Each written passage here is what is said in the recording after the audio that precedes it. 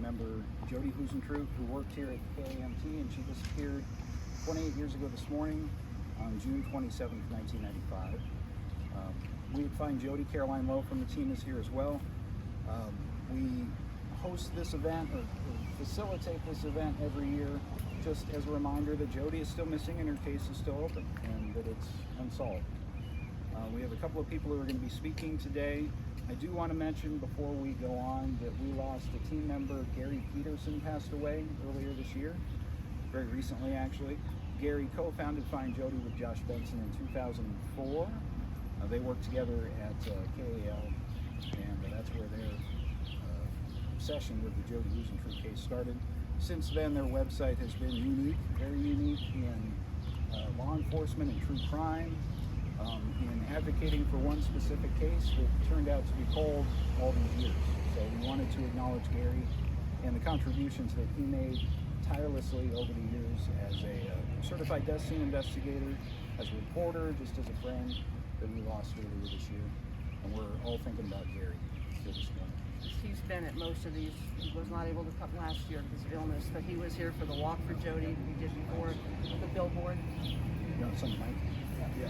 Billboard. And you have pictures up here if anybody wants to shoot anything. right there. You gotta go. Sorry. As Scott mentioned, we have a mixture of speakers today. We have Jodi's college roommate, Jenny Hager, who's going to speak in a moment. We have a statement from Jodi's family. We have a couple of Jodi's co-workers who are here today, Dan Klaus and Doug Murbach. And we also will have a brief statement from Ryan Herman, a special agent with the DCI. He's here to explain if somebody's watching this or someone here has some information to come forward. He's not in position to answer questions about the case per se, but he will be able to give you an idea how to reach him and where to go from here. I think we'll open with Dean. We have a statement from Jodi's family. June is a particularly tough month for them because Jodi's birthday is June 5th, and that is the anniversary. And year after year, they're putting together these statements, we're hoping this is the last year that we're here, that the next time we have a gathering, it's in Long Prairie, Minnesota, because Jodi's been found, and all of her loved ones up there and people in the community can be there to say their goodbyes.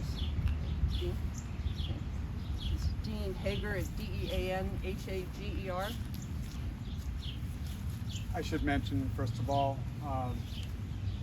it is a sad day, but seeing the pictures behind us, it just reminds all of us of what a joy Jodi was. And for what it's worth, I remember the first day I met her, she was, I was dating a good friend of hers, and my wife Jenny, who's my wife now, introduced me to Jodi, and I said, Jodi Huisentruit, what an interesting last name. My kindergarten teacher was Miss Huisentruit, and she said, what a funny thing. My sister used to be a kindergarten teacher, and we discovered that her sister, Joanne, was indeed my kindergarten teacher as well as my brother. So all these years later, to read a statement on behalf of who I can only refer to as Miss Huisentruit and Jodi's family is a sad honor, but I'm happy to do it. So this is a message from Jodi's family. It's now been 28 years since our Jodi went missing, and it's so hard to put into words the emotions we are feeling as we mark yet another year without answers and justice in her case. 28 years since we last saw her smile, heard her laugh, or had a chance to hug her and tell her how much we love her. 28 years of not being able to share in experiences and make memories together with her. 28 years of pure anguish, dealing with the loss of our dear Jodi and trying to find answers to what happened to her on June 27, 1995. We, Jodi's family, would like to say a big thank you to all of you who have shown up here today and who continue to show interest in Jodi's case. We know that along with us, you feel the pain and agony over Jodi's case still being unresolved. Jodi lived her life as an optimist, and she had a great passion for living life to the fullest. She was a bright light in this world, and we would often hear her exclaim, "I love life." We know that she would want us to be happy, be positive about the future, and to make the most out of our lives. However, we have to admit that as much as we remind ourselves to do so, sometimes it's just too hard to feel that way. We have our moments when we feel very sad, bitter, frustrated, and angry that this happened to our sweet Jodi and to our family. Jodi has had such a bright future ahead of her, and she should be here every day enjoying it. She deserves better, and we continue to pray that someone will come forward with the missing piece that will finally solve this case and give Jodi the justice that she deserves. Our sincerest gratitude to all who have worked tirelessly on Jodi's case over the last 28 years and continue to do so, including law enforcement and findjodi.com. There are simply not enough words to thank you, and we wholeheartedly appreciate your dedication to finding Jodi and solving her case. Thank you also to Jodi's Network of Hope for the great work you do in Jodi's name, including the scholarships and safety training. We know that Jodi would be so proud and grateful for everything you have done and continue to do. We never thought a tragedy like this would happen to our family. Please do not make us wait another year for answers. We implore you, if you know something, say something. The pain of not knowing where Jodi is or what happened to her is a pain we would never wish on anyone. Please help us bring Jodi home. Sincerely, Jodi's family.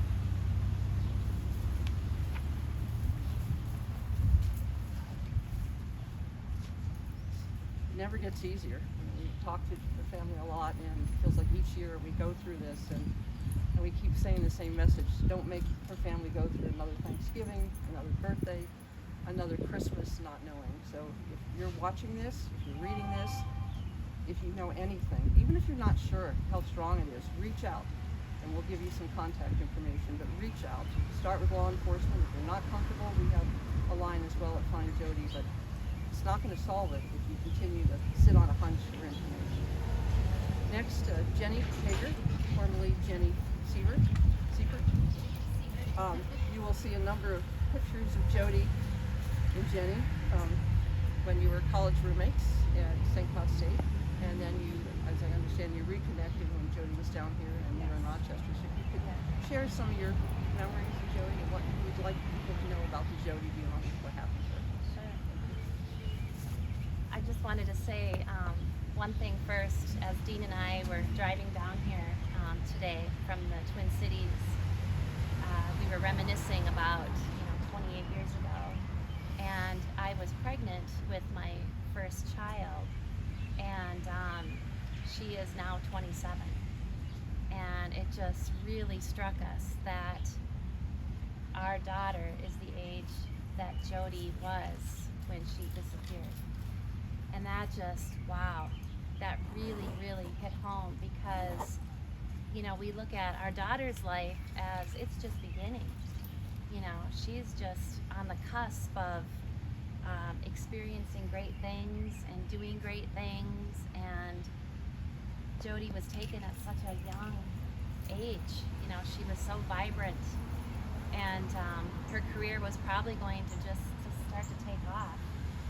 And this might have been the stepping stone for that next opportunity where she was gonna really make it big, which was always her goal. So I was her roommate at St. Cloud State. It was my senior year. She was a year younger, and we met through our major. We were both mass communications, that's what they called it at the time, broadcasting emphasis. And so we got to know each other through the classes and all the different organizations, and we just clicked. And Jodi, and then we decided to, she would move in. We had a space opening up in my apartment my senior year. So her junior year, she lived with me my senior year. And most of the pictures on the board that you see, if they're not from that apartment and that year, they're from our wedding. That photo of Jodi and I at our wedding sits in our bedroom now. But she was just, the statement from Joanne and her family, you know, she was so vibrant. She was so, when Joanne refers to our Jodi, I kind of felt the same way, like she was our Jodi. And if you knew her, when you would get her into a giggling, laughing spell, it was just, you couldn't not just fall over laughing. She didn't even really have a laugh. It was a true giggle. And when she got going, it just like everybody was just giggling, you know, and we would laugh till we hurt. And she just was always so much fun. We had the best year, and Jodi was so interested in people. I think that she was born to be a reporter, because when you were with her, you know, you were having a conversation, but there was something about her that was just always, she was wanting to find out more about you. Like she was just that interviewer, you know, that reporter from the very beginning. And you know, she always made you feel so special because she wanted to listen to everything you had to say about how you got to be the person you were, and you know what your goals were, and she was just so interested in you. And the funniest thing living with her, I mean, Jodi never stopped. She was like a ball of energy, and we hardly ever saw her. Good thing I had classes with her and saw her in my major, because she was hardly ever at home. She was always doing stuff. And so the minutes that she would be home, we would all be gathering, sitting around, maybe just talking. And just mid-conversation, she would just be like, guys, I just need 10 minutes. And then she was just out sleeping for like 10 minutes just to get that little bit of rest, because she was constantly on the go. And I just remember, as I was reminiscing, so many times that we'd be chatting all together, and she would just, guys, and then she would just go out. And then she'd wake up in fits of giggles, and she was a joy. And it's hard every year this day to remember all the years that she's missed, and to not know, you know, what her future could have been, who her family would have been. We set her up with some people who her future husband would have been, we don't know. But all of my memories of Jodi are special and precious, and certainly she didn't deserve this, you know, happening to her. So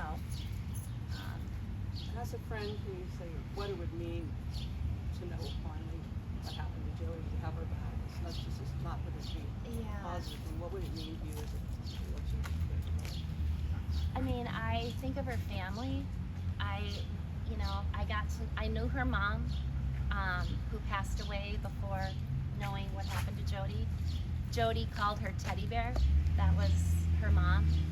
And her mom, she had lost her dad many years before. And I think of Joanne and Jill.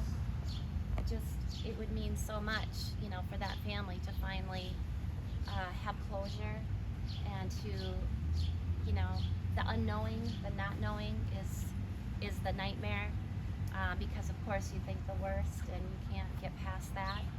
So it would mean everything, you know, to find Jodi, but especially for her family.